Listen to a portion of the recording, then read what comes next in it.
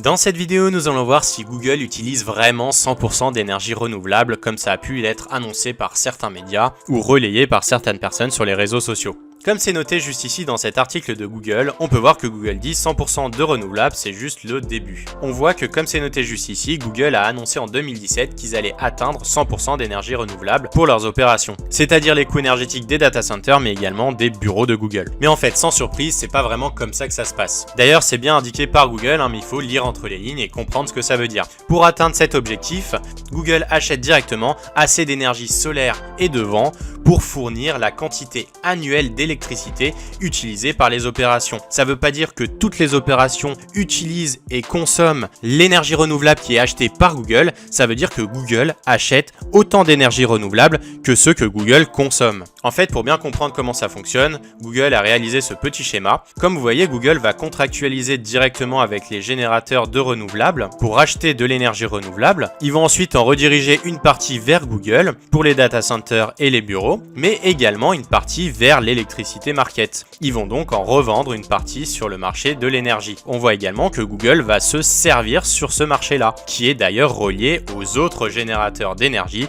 comme les énergies fossiles. Et en fait, c'est assez évident, tout simplement parce que Google fonctionne 24 heures sur 24 et donc également quand il n'y a ni vent ni soleil. Donc lorsqu'il n'y a ni vent ni soleil, il faut forcément que Google utilise de l'énergie qui vient autrement que des renouvelables. De plus, il faut savoir que c'est également une métrique globale à Google et comme Google est présent dans un nombre important de pays, il se peut que Google achète énormément d'énergie dans certains pays et beaucoup moins dans d'autres. Mais pareil, c'est normal parce que dans certains pays, il y a moins d'énergie renouvelable disponible et donc Google pourra moins en acheter. Donc voilà, est-ce que Google utilise 100% d'énergie renouvelable? Non.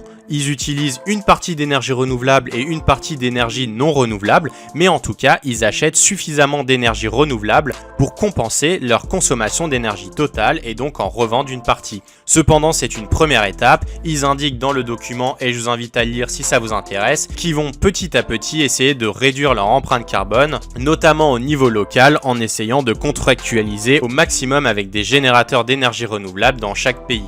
Voilà, n'hésitez pas à nous donner vos meilleures idées en commentaire, à vous abonner à la chaîne, à commenter, à liker la vidéo et on se retrouve pour plus d'astuces et de tutos en une minute.